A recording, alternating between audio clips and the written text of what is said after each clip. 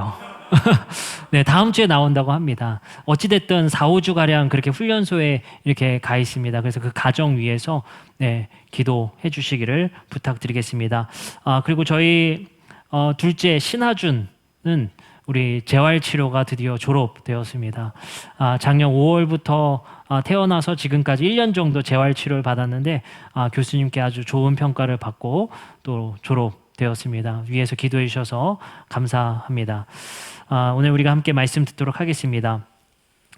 지금까지 우리가 들었던 말씀을 잠깐 요약하고 오늘 말씀 시작하도록 하겠습니다.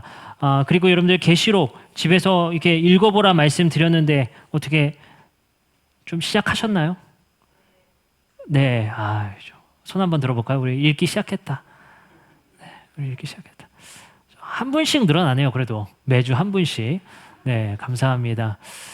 우리 요한계시록 꼭 읽어보시고 우리 함께 시작할 수 있었으면 좋겠습니다. 우리 저번 주 말씀은 뭐였냐면요. 구원에 대해서 첫 번째 시간으로 우리가 배웠었습니다. 구원에 대해서요. 구원이라는 것은 우리가 단순히 예수를 믿음으로 천국행 티켓을 얻는 것이 구원이 아니라 성경에서 구원이라는 것은 아브라함의 자손에 편입되는 것을 얘기합니다. 또는 아브라함의 자손이 되는 것을 의미한다라고 말씀드렸습니다. 그래서 우리가 아브라함의 자손이 되어서 아브라함의 자손이 받을 상속의 복을 우리도 받을 수 있게 된 것이 구원이다라고 말씀을 드렸습니다. 그러면 우리가 아브라함의 자손이 되어서 상속받는 건 무엇이냐? 바로 새하늘과 새 땅에 참여하는 것, 이것이 바로 우리가 상속받을 복이다라고 말씀을 우리가 배웠습니다. 그렇기 때문에 정확하게는 하나님의 백성이 되어서 아브라함의 자손이 되는 것, 그것을 구원이다라고 우리가 말씀을 배웠습니다. 오늘은 우리가 구원에 대해서 조금 더 나아가고요. 그리고 구원에 대한 책임에 대해서 우리가 함께 말씀을 듣도록 하겠습니다. 오늘 말씀에서 굉장히 중요한 말씀 한 가지가 나옵니다. 11절 말씀을 다시 한번 읽어드리면 또 내가 하늘이 열린 것을 보니 보라 백마와 그것을 탄 자가 있으니 그 이름은 충신과 진실이라 그가 공의로 심판하며 싸우더라. 이 계시록 19장 11절의 말씀은 예수님께서 이 땅에 다시 재림하실 때 이 땅을 심판하신다라는 내용입니다. 근데 그 심판의 기준이 뭐냐? 바로 그가 공의로 심판하며 싸운다라는 말씀이 있습니다. 우리는 요한계시록 19장 11절에 나와 있는 예수님이 이 땅에 재림하셔서 그가 공의로 심판하신다는 내용이 무엇인지를 또 함께 살펴보려고 합니다. 우선 성경에서 구원이라는 것은 여러분들에게 이렇게 말씀드렸습니다. 아브라함의 자손이 되는 것, 그리고 그 아브라함의 자손이 되는 것이 유대인에게 있어서는 어떻게 된다고 했죠? 혈통으로 아브라함의 자손이 될 수 있다. 그렇기 때문에 유대인들은 이렇게 말합니다. 내가 아브라함의 자손이라고 할 수 있는 증거는 할례를 했기 때문이다. 그리고 음식을 가려 먹고 안식일을 지키는 것이 내가 아브라함의 자손이라고 말할 수 있는 그 증거다라고 얘기를 합니다. 그렇기 때문에 이방인이 만일 아브라함의 자손이 되고 싶거든, 아브라함의 자손이 되어서 아브라함의 자손에 계약되어진 하나님이 우리의 하나님 되고 싶거든 너희도 할례를 하거나 안식일을 지키거나 너희도 음식을 가려 먹으라는 법을 강요했습니다.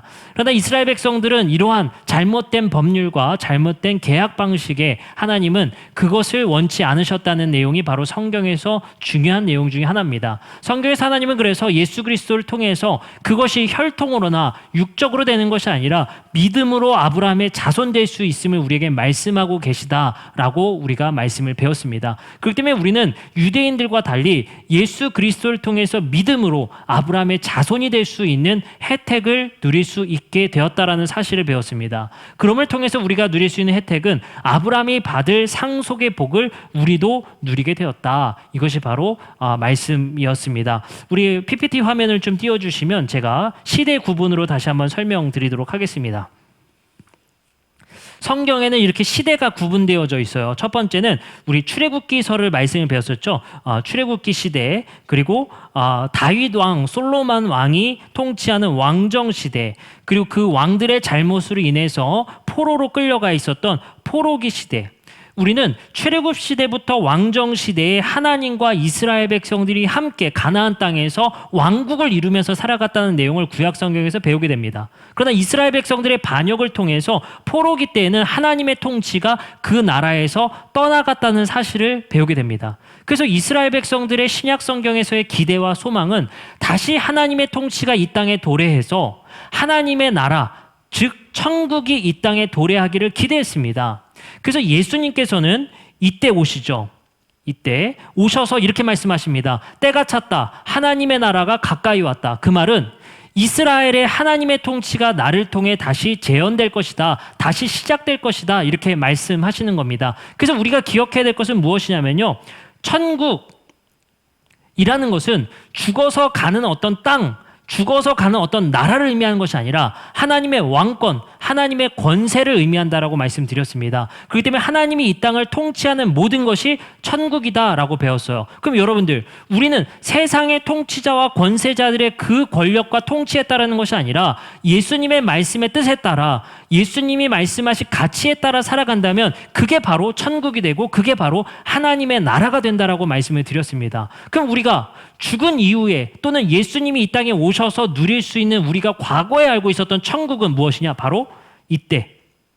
이것을 천국이 아니라 새 하늘과 새 땅으로 회복될 것이다 라고 우리가 말씀을 배웠습니다. 이 새 하늘과 새 땅, New Heaven, New Earth라고 말하는 이것이 바로 신천지가 말하는 새로운 땅, 새로운 하늘 이렇게 말하는 신천지의 교리가 여기서 시작되게 되는 거예요. 그걸 잘못 해석하게 되는 것이죠. 그래서 여러분들 시대 구분을 하시기를 천국은 이미 온 것이고 죽어서 우리가 이 땅이 회복된 나라를 누리는 것은 새하늘과 새 땅으로 부르는 것이 맞습니다. 그러면 우리는 아브라함의 자손이 되어서 아브라함의 자손에 편입되어서 받을 상속은 무엇이냐? 바로 이 새하늘과 새 땅을 상속받아서 누리게 된다. 이것이 우리가 시대 구분으로서 말씀을 배웠었던 내용입니다.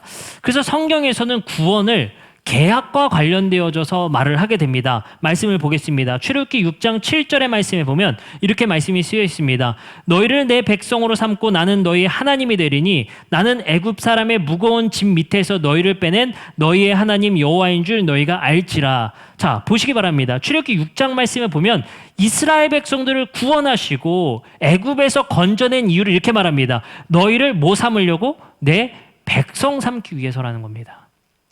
성경은요, 주제가 뚜렷해요. 하나님이 왕 되시고 누가 그의 백성 되는가를 질문하는 책이에요. 거꾸로는 누가 우리의 진정한 왕인가를 질문하는 책이에요. 성경에서 이렇게 말합니다. 하나님이 이스라엘을 백성 삼겠다라는 주제가 성경에서 중요한 주제로 나타나는 것입니다. 그러면 백성은 그냥 될 수 있냐? 아니에요. 하나님과 계약식을 해야 된다고 배웠어요. 출애굽기 19장 말씀에 보면 이렇게 말씀이 쓰여 있습니다. 5절부터 6절입니다. 세계가 다 내게 속하였나니 너희가 내 말을 잘 듣고 내 율법을 지키면 너희는 모든 민족 중에서 내 소유가 될 것이다. 내 백성이 될 것이다 라고 말합니다. 6절 너희가 내게 대하여 제사장 나라가 되며 거룩한 백성이 되리라. 너는 이 말을 이스라엘 자손에게 전할지니라. 이것이 바로 하나님이 계약을 하고자 하는 그 명령의 법률들입니다. 자, 백성과 왕은 그냥 될 수 있는 게 아니라고 했어요. 계약식을 해야만 합니다. 그래서 계약식 할 때는 항상 뭐가 필요하다고 했어요? 도장을 찍어야 돼요. 그 도장 찍는 게 출애굽기 24장 8절에 나옵니다. 모세가 그 피를 가지고 백성에게 뿌리며 이르되 이는 여호와께서 이 모든 말씀에 대하여 너희와 세우신 언약의 피다. 동물의 피를 잡아서 하나님과 이스라엘 백성이 계약을 했어요. 이것이 바로 이들에게 있어서 구원이란 말이에요. 이스라엘 백성들은 하나님과 계약되어진 그 사건 자체가 구원입니다. 그러면 하나님과 계약되어진 이 백성이 누구 자손이에요? 아브라함의 자손이에요. 아시겠죠? 그러면 잘 생각해 보시기 바랍니다. 우리가 예수님 믿어서 아브라함의 자손이 될 수 있다는 혜택을 주신 것은 하나님과 나와의 개인의 관계를 맺어주신 게 아니에요. 우리가 예수님을 믿음으로 기존의 하나님과 아브라함이 자손이 맺었던 그 계약 안으로 우리가 들어가게 되는 겁니다. 이미 계약은 체결되어져 있어요. 누구로요? 누가복음 22장 20절에 이렇게 말씀이 쓰여 있습니다. 저녁 먹은 후에 잔도 그와 같이 하여 이르시되 이 잔은 내 피로 세우는 새 언약이니 곧 너희를 위하여 붓는 것이라. 예수 그리스도의 죽음을 통해 하나님과 새로운 이스라엘이 계약을 맺었단 말이에요. 그러면 우리는 아브라함의 자손이 될 수 있는 혈통도 아니에요. 그 나라 사람도 아니었어요. 여권도 없어요. 시민권도 없어요. 근데 우리가 어떻게 그 구원의 혜택을 입을 수가 있냐? 예수님과 맺어진 그 새 언약이라는 계약 체계 안에 우리가 들어가게 되는 것입니다. 그래서 우리는 하나님의 백성이 되게 되는 거예요. 다시 한번 제가 천천히 이게 어렵지만 저번 주도 제가 강조드립니다. 안 하고 싶다고 말씀을 드렸어요. 저도 이걸. 근데 꼭 아셔야만 되는 내용이기 때문에 어렵지만 설명을 드립니다. 다시 한번 설명드릴게요.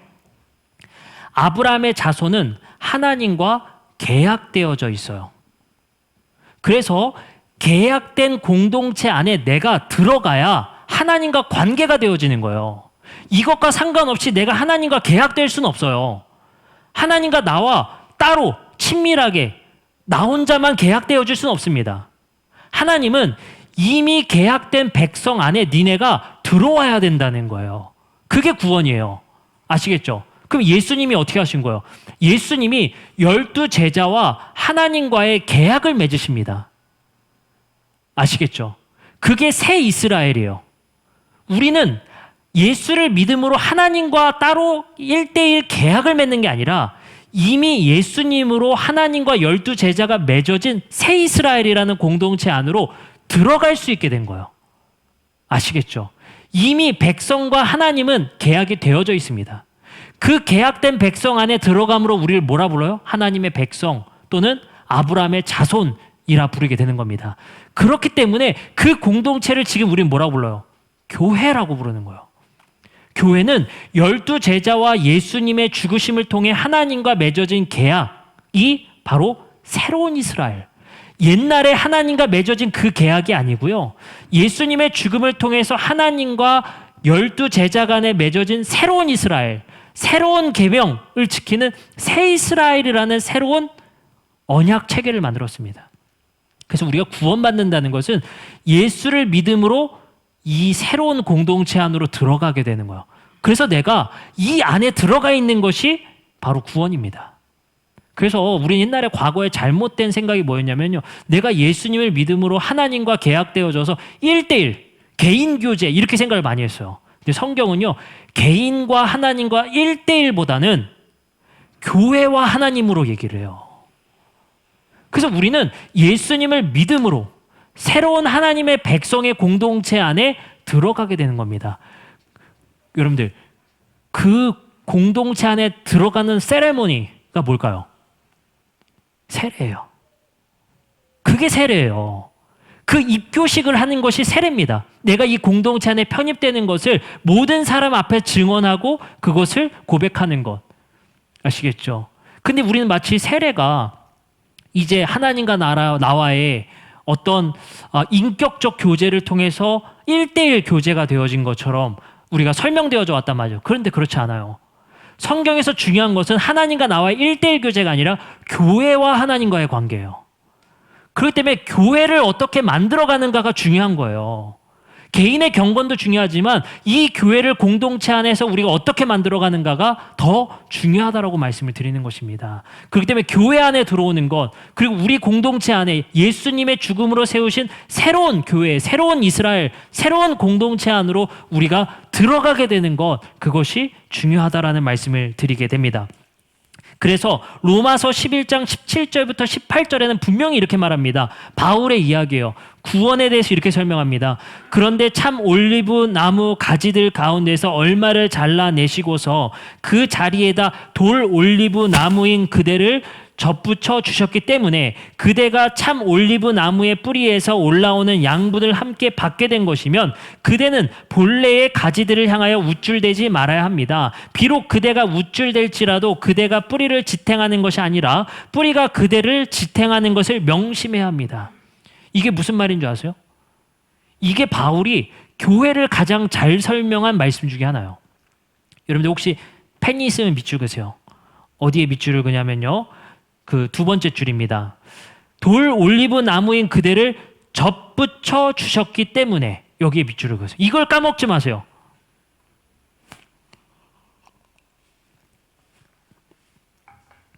접붙여 주셨기 때문에 네, 또 금방 또 이렇게 센스 있게 빨간색으로 해주셨습니다. 여러분들을 접붙여 주셨기 때문에 이거를 기억하시란 말이에요. 여러분들 보면 우리가 그 그 식물이나 아니면 과일 나무 같은 것들 이제 접붙임을 하잖아요. 뭐 예를 들어서 사과나무에 배나무 가지를 접붙임을 한다. 이런 개념을 봐보세요. 이거를 개념을 가지고 바울이 교회를 설명한 거예요.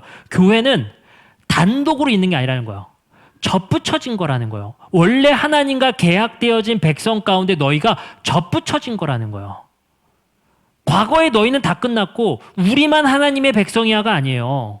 우리는 예수 그리스도를 믿음으로 접붙여지게 되는 것이지 내가 하나님과 접붙여지는 게 아니에요. 원래 예수님과 맺어진 계약된 백성 안에 우리가 접붙여져서 우리도 그 양분을 받아 구원받는 가지가 되는 거지 가지가 하나님과 접붙여지는 게 아니란 말이에요. 아시겠죠? 그렇기 때문에 교회가 중요한 거라니까요. 여러분들, 나 교회 안 다니고 하나님과 1:1 교제로 구원받고 싶다? 그거는 성경적이지 못합니다. 나 온라인 예배로 하나님과 1:1로 교제하면 된다? 그거 성경적이지 못해요. 그래서 성경에서는 공동체가 중요하고 우리가 함께 신앙생활하는 걸 중요하다라고 말하는 거예요. 그래서 구원받는 것은 나 어떻게 천국 가요가 아니라 우리 교회가 하나님의 나라를 누리고 이 땅에서 그리고 장차 올 새하늘과 새 땅을 이 교회가 누리게 되는 겁니다. 근데 우리는 어떻게 했어요? 나 어떻게 구원받을까? 나 어떻게 살까? 이것만 고민했단 말이에요. 그러나 그게 아니에요. 예수님이 새롭게 창출하신 공동체 안에 여러분들은 접붙임 되어져서 그 안에 공동체의 일원이 된 것, 그것이 구원이다. 우리 없이는 개인은 없어요. 아시겠죠? 근데 우리 한국 기독교가 이렇게 설명하지를 못했어요. 너 어떻게 구원받을 것만 우리가 얘기했단 말이에요. 그러니까 한국 교회가 안타깝게도 완전 개인주의적으로 됐어요. 심지어 어떤 교회들은 제가 제일 싫어하는 게 뭐냐, 그 교회 극장식 의자 하는 스타일을 별로 안 좋아해요. 완전히 개인화를 더 시키는 거야. 접촉조차, 지금 우리가 접촉하기도 정말 힘든 시대에 있는데 완전 더 개인화를 시킵니다. 근데 여러분들, 예수님이 우리에게 매번 기념하라고 말씀하시면서 말씀하셨던 게 뭔지 아십니까? 성만찬이에요. 떡을 떼고 잔을 나누는 것은 가족이라는 것을 상징하고 의미하거든요. 교회가 진짜 가족입니까? 내가 구원받는 것은 예수님이 창출하신 공동체의 가족의 일원이 돼서 함께 식탁에 교제를 하고 함께 마시는 것, 그것을 이 땅에서 천국을 누리는 것이 하나님의 백성 되는 것이고 구원인데 우린 진짜 가족입니까? 진짜 식사에 교제를 하면서 여러분들이 내 옆에 있는 사람이 내 가족처럼 그 아픔이 무엇인지를 잘 알고 있습니까? 완전히 개인화돼서 나 오늘 은혜 받고 나 축복받고 우리 가정 어떻게 될까만 집중하는 것이 우리 신앙인들의 모습이 되어버렸어요. 나 중심, 내 신앙 중심, 하나님과의 인격적 교제, 나만을 위해서. 근데 예수님이 진짜 그렇게 기도하라고 말씀하셨나요? 오늘날 나에게 일용할 양식을 주시옵고라고 했어요? 오늘날 우리에게 일용할 양식을 달라고 기도합니까? 우리에게 일용할 양식을 달라는 거예요. 근데 우리가 집중되어져 있는 신앙은 내 식량, 내 양식, 내 집, 내 차, 내 미래. 이 삶을 살다가 예수님이 만들어내신 그 공동체로 예수님을 믿음으로 세례받아 들어갔으면 바뀌어야 돼요. 내 일용할 양식을 위해 살아가던 그 가치관념이 우리의 양식을 위해서 고민하게 되는 거예요. 그래서 나만을 위해 살아가는 각자 도생이라는 시대 속에서 우리라는 이름을 가지고 살아보려고 노력하는 것, 그것이 교회가 돼야 되고 그것을 누리면서 이 땅에서 평화를 즐기는 것이 천국 아니겠습니까? 그것이 하나님의 나라, 하나님이 다스리는 나라의 행태이고 모습이에요. 그게 이 교회 안에 증거가 되고 그 그리스도의 향기가 우리 교회에서 나와줘야 우리 한 배를 이룬 우리 가족 공동체, 새 이스라엘 공동체가 하나님 안에서 구원받게 되는 것입니다. 그래서 교회의 틀을 잘 만들어야 돼요. 구원이 뭐기 때문에? 이 교회 안으로 들어오는 거기 때문에. 같이 침몰하는 거예요, 여러분들. 나만 아니면 돼? 아닙니다, 교회는 절대로. 그래서 선장은 담임 목사가 되면 안 돼요. 오직 예수님만이 선장이 되셔야 합니다. 그래서 에베소서 말씀에서는 바울이 꼭 집어서 얘기해요. 교회의 머리는 예수 그리스도다. 그분만이 우리의 선장이 되셔야 이 교회가 침몰하지 않습니다. 근데 담임 목사의 가치관, 담임 목사의 욕망, 담임 목사가 이루고자 하는 뜻을 이 땅에서 이 교회 안에서 이루고자 욕심을 부리거나 탐욕을 부리면 그 교회가 침몰하면 그 목사 바꾸면 되지. 아니요. 같이 침몰하는 겁니다. 나 하나님과 교제가 잘 되니 나는 괜찮아? 그렇지 않아요. 구원이라는 것은 공동체적이라는 사실을 기억하셔야 됩니다. 여러분들, 젖붙임돼서 본통 나무가 썩었는데 내 가지만 싱싱해요? 그거 될 수가 없어요. 같이 썩는 겁니다. 그래서 여러분들은 나 그냥 교회 뭐 어떻게 되든지 상관없어. 아니에요. 예민하게 반응하셔야 돼요. 여러분들도 일부 책임이 있습니다. 미안합니다. 여러분들 말고. 우리 다 같이 책임이 있어요. 저도 책임이 있습니다. 뭔지 아세요? 뭔지 아십니까? 여러분들, 교회에서 이루어지고 있는 일들, 재정의 일들, 선교의 일들, 여러분들이 체크하시고 여러분들이 점검하시고 잘 가고 있나, 잘 가지 않고 있나, 여러분들이 함께 점검하고 함께 끌고 나가는 것이 교회이지 단 한 명의 리더십으로 가는 게 아닙니다. 왜요? 우리 교회를, 우리 이 에덴을 함께 가꾸고 함께 일구어 나가는 것이 교회가 돼야 되기 때문에 그래요.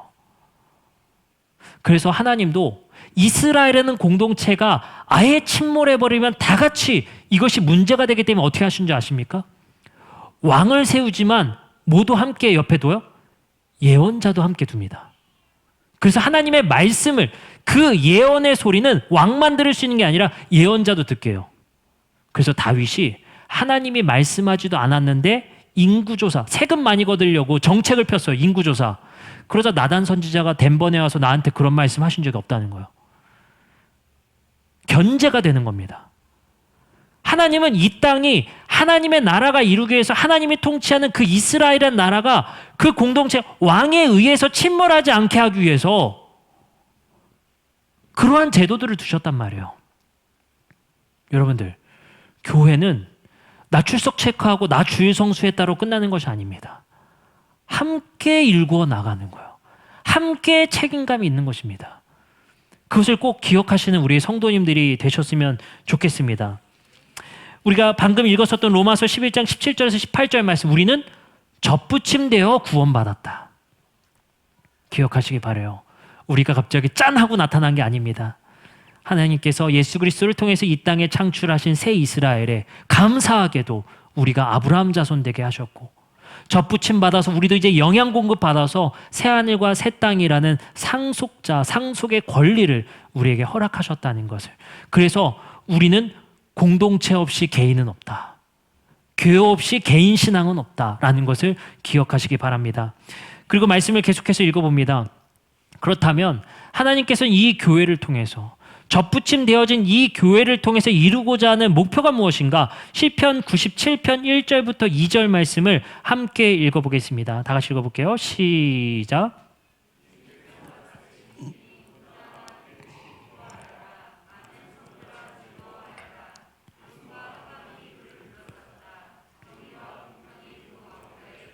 말씀에 뭐라고 말씀하시냐면, 누가 다스린대요? 주님께서 다스리시나니. 이걸 우리가 뭐라고 부른다고 했어요?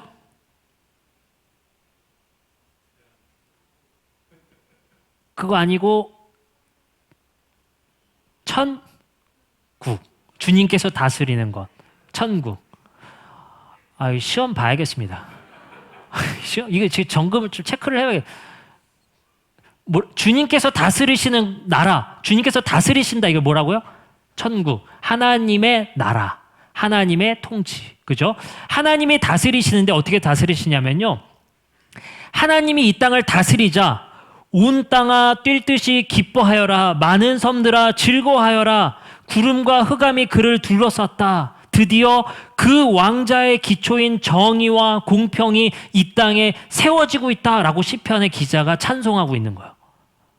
여기서 근데 우리에게 중요한 힌트가 나옵니다.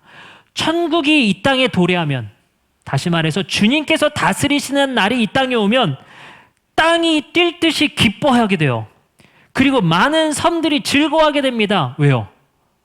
정이 없던 세상에, 공의롭지 못하던 세상에 드디어 주님의 다스리심이 도래하자 이 땅의 피조세계가 뛸 듯이 기뻐하며 뛸 듯이 즐거워하는 거예요. 그리고 말합니다.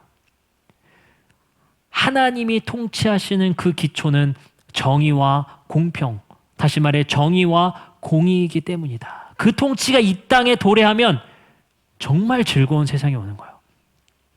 불의한 것이 끝나고 부정의한 것이 끝나고 부정의한 사람들이 성공할 수 있는 세상이 끝나버리는 거예요. 그래서 우리는 이것을 이어서 이렇게 말을 하게 됩니다. 그럼 하나님이 다스리시는 그 천국을 위해서 아브라함을 선택하셨다는 사실을 이렇게 말합니다. 여러분들, 아브라함을 선택하시면서 이렇게 말씀하세요. 창세기 18장 19절입니다. 내가 아브라함을 선택한 것은 이거기 때문이다. 그가 자식들과 자손을 잘 가르쳐서 나에게 순종하게 하고 옳고 바른 일을 하도록 가르치라는 뜻에서 한 것이다. 그의 자손이 아브라함에게 배운 대로 하면 나는 아브라함에게 약속한 대로 다 이루어 주겠다. 여기서 뭐라고 말씀하시냐면, 내가 아브라함을 선택한 이유는 그 자식들과 자손들을 잘 가르쳐서 나에게 순종하게 하고 옳고 바른 일을 하도록 하기 위해서다. 이게 뭔지 아세요? 정의와 공의를 행하게 하려고 너를 택했다는 거예요. 왜 이런 일을 하셨을까요? 바로 이겁니다. 하나님은 자신의 통치가 이 땅에 도래하는 천국을 만들고 싶으신데 누굴 통해서요? 직접 하시는 게 아니라 누굴 통해요? 아브라함의 자손들을 통해. 정의 없는 세상에 정의를 가르치고 공의 없는 세상에 공의를 가르쳐서 이 땅에 하나님이 직접 개입하실 수도 있지만 누굴 통해? 아브라함의 자손을 통해 점조직이에요. 그걸 잘 가르쳐서 옳고 바른 일을 하게 하라는 거예요. 그래서 이 천국이 하나님이 직접 개입해서 도래할 수도 있지만 누굴 통해? 아브라함의 자손을 통해 정의 없는 세상에 정의를 세우고 불공정한 세상에 공정을 세우시겠다는 거예요. 그걸 잘 가르치라는 거예요. 그러기 위해서 널 선택했다는 거예요. 선축복, 후지킴이 아니에요. 이거 지키면 너희가 내가 명령한 이 사명 너무 잘했으니까 내가 복을 줄게요. 아시겠죠? 그리고 그 아브라함의 자손들로 이제 형성되어진 이스라엘 백성들에게 이렇게 말해요. 신명기 6장 4절부터 9절입니다. 이스라엘아 들으라. 우리 하나님 여호와는 오직 유일한 여호와이시니 너는 마음을 다하고 뜻을 다하여 힘을 다하여 내 하나님 여호와를 사랑하라. 오늘 내가 내게 명령하는 이 말씀은 너는 마음에 새기고 내 자녀에게 부지런히 가르치며 집에 앉아 있을 때든지 길을 갈 때든지 누워 있을 때든지 일어날 때든지 이 말씀을 강론하며 너는 또 그것을 내 손목에 메어 기호를 삼으며 내 미간에 붙여 표로 삼고 또 내 집 문설주와 바깥문에 기록할지니. 이게 아브라함의 자손이 되어져서 민족을 구성한 이스라엘에게 명령하신 거야. 여기도 뭐하래요? 잘 가르쳐. 뭘요? 정의 없는 세상에 정의로운 삶이 무엇인지, 공의 없는 세상에 공의로움이 무엇인지 잘 가르치라는 거야. 왜요? 그게 사명이니까. 그것 때문에 택하셨으니까. 하나님은 그것으로 일하시니까. 그래서 그 민족이 이제 나라가 되어서 왕까지 생기는데 그 왕이 그 나라를 어떻게 다스렸는지 봐보세요. 사무엘하 8장 15절이에요. 다윗이 온 이스라엘을 다스려 다윗이 모든 백성에게 무엇을 행해요? 정의와 공의를 행하는 나라가 됩니다. 그때 축복을 받는 거예요. 그때 이 땅에서 상속받을 수 있는 땅을 누리게 됩니다. 실제로 누리게 돼요. 그럼 여러분들 다시 한번 기억해 보세요. 아브라함을 선택하신 것은 땅과 민족과 상속권 주려고가 아니에요. 뭐부터요? 내가 너에게 하는 목적. 내가 너를 통해 하고자 하는 그 목적을 이루기 위해서요. 바로 하나님의 정의와 공의를 너를 통해 이 땅에서 이루어내겠다는 거예요. 그랬을 때 이 땅에 뭐가 일어나요? 즐거움과 기쁨이 일어난다는 거예요. 그리고 이렇게 말합니다. 마태복음 5장 10절입니다. 예수님은 이제 새롭게 접붙여질 교회에게 이렇게 말씀하십니다. 의를 위하여 박해받는 자는 복이 있나니 천국이 누구의 것이다? 그들의 것이다. 천국이 뭐라고 그랬어요? 하나님이 통치하시는 그 나라. 그 나라가 그들의 것이래요. 교회의 것이래요. 뭘 하면? 정의를 위해서, 정의 없는 세상에 정의롭게 살려고 하는 너희들의 것이라는 거예요. 그리고 또 말씀하십니다. 마태복음 5장 6절이에요. 의에 줄이고 목마른 자는 복이 있나니 그들이 배부를 것이며. 만나와 메추라기의 축복을 얻었었던 이스라엘 백성들의 그 양식권은 누굴 위해서요? 의를 위해 살아가는 사람들. 정의 없는 세상에 정의를 위해 살아가는 자들의 것이 되게 됩니다. 그래서요, 여러분들, 아무나 일용할 양식을 위해 기도한다고 일용할 양식을 주는 게 아닙니다. 아무나 만나와 메추라기 달라고 해서 만나와 메추라기 주시는 게 아니에요. 누가 받을 수 있는 거예요? 그 사명을 다하고 있는 자. 하나님이 이 땅을 다스리시는 것을 이제 새로운 이스라엘, 새로운 교회를 위해서 하고자 하는 일, 그거에 최선을 다하는 자에게 주시겠다라고 말씀하십니다. 세상에 무너진 정의를 바로 잡으시는 하나님이라고 우리는 이제 볼 수 있습니다. 근데 그거를 누굴 통해? 바로 우리 그리스도인들을 통해, 이제 교회를 통해, 새로운 아브라함의 자손인 교회를 통해 그 일을 하시고야 말겠다는 겁니다. 고린도후서 6장 1절에 그래서 바울은 이렇게 말합니다. 함께 읽어보겠습니다. 고린도후서 6장 1절입니다. 같이 읽겠습니다. 시작. 자, 여기까지만. 우리가 뭐 하는 자들이래요? 하나님과 함께, 감히 하나님과 동역한대요. 우리는 하나님의 동역자라고 말을 합니다. 뭘 동역해요? 하나님은요, 아까 말씀을 직접 하시지 않는다니까. 이 땅의 정의와 공의를 하실 수 있지만, 개입하셔서 노아의 홍수처럼 직접 개입하실 수 있지만, 지금 시대는 누굴 통해요? 아브라함의 자손을 통해 이 땅에 하나님의 정의와 공의를 실현하고 계신 거예요. 이 대한민국의 정의 없는 세상에, 공의 없는 세상에 이 교회를 통해 정의를 세우시고 공의를 세우고 계시다는 거예요. 근데 여러분들 잘 세워져요? 안 세워져요? 안 세워져야죠. 결국엔 하나님이 바로 잡으셔야 되긴 합니다. 그것이 종말이에요. 하나님이 직접 개입하실 때. 근데 하나님이 직접 개입하시기 전까지는 누굴 통해요? 우리 교회를 통해 정의를 지탱하고 계신 거예요. 공의를 지탱하고 계신 거예요. 그러나 결국에는 마지막 날에는 하나님이 직접 개입하신다. 이거 한마디 하려고 지금 이렇게 오래 얘기를 했습니다. 그래서 오늘 본문 말씀 요한계시록 19장 11절 다시 한번 읽어봅시다. 하나님이 직접 개입하실 때 이렇게 개입하신다는 거예요. 함께 읽겠습니다. 시작. 또 내가 하늘이 열린 것을 보니 보라 백마와 그것을 탄 자가 있으니 그 이름은 충신과 진실이라. 그가 공의로 심판하며 싸우더라. 우리 교회를 통해 이 땅이 완전히 정의롭지 못해요. 그걸 지탱하는 겁니다. 공의 없는 세상에 우리 교회를 통해 공의를 지탱하시며 동역하고 계세요. 근데 결국엔 하나님이 직접 개입하신다. 그래서 뭐라고 표현되어 있어요? 그가 공의로 심판하며 싸우며 최종적인 정리를 하시겠다는 거예요. 그때까지 우린 동역자로서 이 땅의 정의와 공의를 세우며 신실하게 살아가는 겁니다.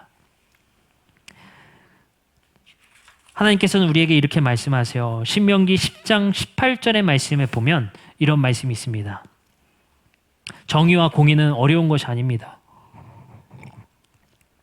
하나님은 고아와 과부를 위하여 정의를 행하시며 나그네를 사랑하여 그에게 떡과 옷을 주시나니 너희는 나그네를 사랑하라. 전에 너희도 애굽 땅에서 나그네 되었음이니라. 생각보다요, 정의 없는 세상 속에서 정의를 위해 우리가 몸부림치고 공의 없는 세상에 공의를 위해 몸부림치는 우리 교회의 사명이 대단한 사명이 아닙니다. 이렇게 말씀하셨다고 했어요. 하나님은 고아와 과부를 위하여 정의를 행하시며 나그네를 사랑하여 그에게 떡과 옷을 주시나니 너희도 나그네를 사랑하라. 여러분들, 이 땅에 정의가 없는 세상에 정의를 세우고 공의 없는 세상에 공의롭게 이 교회를 통해 이루시겠다고 하는 것은 하나님께서 불쌍히 여기시는 이에게 우리도 긍휼한 마음을 갖는 것, 그리고 나그네를 사랑하여 그에게 떡과 옷을 주시고자 하는 하나님의 그 마음을 받들어 이 교회가 하는 것, 그것이 이 교회의 사명이라고 말씀하십니다. 저도 이것이 엄청난 대단한 일로만 생각을 했습니다. 그래서 교회의 표 보면 너무 거창한 게 많아요. 그죠? 뭐 도전 1만 성도, 그죠? 전 세계 복음화 막 이런 거 있잖아요. 저는 감히 그런 거 못 붙이겠어요. 우리 더드림교회 표현은 그럴 게 어려울 것 같습니다. 그런 물론 그렇게 되면 좋지만 뭐 1만 목자 저 너무 그 좀 큰 비전일 것 같고 저는 그렇게 생각을 해요. 하나님이 이 땅에 하시고자 하는 것을 우리를 통해 하신다는 것을 기억하셨으면 좋겠어요. 근데 그게 뭐예요? 하나님은요 나그네를 사랑해서 그에게 떡과 옷을 너무 주고 싶어 하세요. 우리가 그거 주면 되는 거예요. 1만 목자에 대해서 이스라엘 백성들에게 부담 준 적 한 번도 없어요. 전 세계의 복음화를 위해서 하나님이 우리 교회에게 부담 준 적 없어요. 너희는 내가 이 땅에 하고 싶은 정의를 너희 손에서 하고 싶으니까 나 정의를 세우는 것은 나그네에게 떡과 옷을 나눠주는 거야. 나에게 손이 필요해. 그 손이 너희 교회야. 전 세계 복음화는 종말에 하나님이 직접 개입하셔서 이루실 일이에요. 우리는 우리의 자리에서 하나님이 하고자 하는 그 일을 대신 손이 되고 대신 발이 되어서 이 땅에 정의를 행하는 것입니다. 여러분들, 그래서 우리는 나그네를 사랑하며 그에게 떡과 옷을 주는 교회가 되어야 합니다. 그러기 위해서는 우리가 하나님이 찾으시는 나그네를 우리가 찾을 수 있어야 해요. 이 땅의 나그네가 누구인가? 18절, 고아와 과부를 위해 정의를 행하시고 싶은 하나님. 그거 너무 행하고 싶어 하시는데 그 행함을 누가 손이 되어줄래? 누가 발이 되어줄래? 라고 우리에게 묻고 계시단 말이에요. 너희가 그들을 위해서 대단한 것 하길 원하는 것이 아니야. 떡을 나눠주고 옷을 나눠주길 원해. 우리 교회가 행해야 될 일이 바로 그것입니다. 여러분들, 그러하기 위해서 다시 말씀드리지만 우리에게 지금 21세기 사회에서 고아가 누구인지, 과부가 누구인지, 나그네가 누구인지 우리 주위를 먼저 둘러볼 수 있는 마음이 필요합니다. 그리고 우리는 우리 교회의 공동체로서 이제 예수님이 아브라함의 자손으로 새롭게 만드신 새 이스라엘의 공동체의 일원으로서, 그리고 하나님은 이 공동체를 통해 일하시고 싶은 그 하나님의 마음을 받아서 우리는 이 땅의 고아와 과부와 나그네를 위해서 그에게 떡과 옷을 나눠줄 수 있는 교회 되었으면 좋겠습니다. 우리에게 계속해서 묻고 계신 것 같아요. 내가 이 땅에서 이루고 싶은 일 누가 해줄래? 하나님이 우리에게 명령하시지도 않고 부담 주시지도 않은 그 부담감 좀 내려놓으시고, 하나님께서 우리에게 언제 솔로몬의 성전과 같은 것을 건축하라 말씀하셨습니까? 언제 하나님께서 백향목으로 내 집 좀 지어달라고 말씀하셨습니까? 하나님이 원하시는 것은 나그네에게 떡 하나, 옷 한 벌 나눠주는 것, 그것 원하시는 것밖에 우리에게 말씀하시는 것이 없습니다. 하나님께서도 그래서 예언자들을 통해 이스라엘 백성들에게 왕에게 말씀하신 것이 내가 언제 백향목 나무를 원했냐? 라고 말씀하시는 겁니다. 여러분들 기억하셨으면 좋겠습니다. 정의 없는 세상에 이제 결국에는 하나님이 개입하셔서 정의와 공의를 세우시겠지만 그때까지 우리 교회가 하나님의 일꾼 되어서 하나님의 동역자 되어서 이 땅의 고아와 과부와 나그네를 위해서 떡과 옷을 기꺼이 나눠줄 수 있는 교회, 그것이 곧 하나님과 교회의 연합, 그리고 예수님이 통치하시는 교회의 본질일 줄 믿습니다. 이 땅이 얼마나 여전히 차별적이고 얼마나 편견이 많으며 이 땅이 얼마나 부정직하며 부정의하고 있습니까? 여러분들, 이러한 세상과 사회에 이 교회가 정의를 세울 수 있었으면 좋겠습니다. 이 교회가 함께 나눔을 실천하고 이 교회가 하나님이 하시고자 하는 일을 이 교회가 함께 동역자로서 사역할 수 있는 교회 되어지기를 주님의 이름으로 축복합니다. 기도하겠습니다.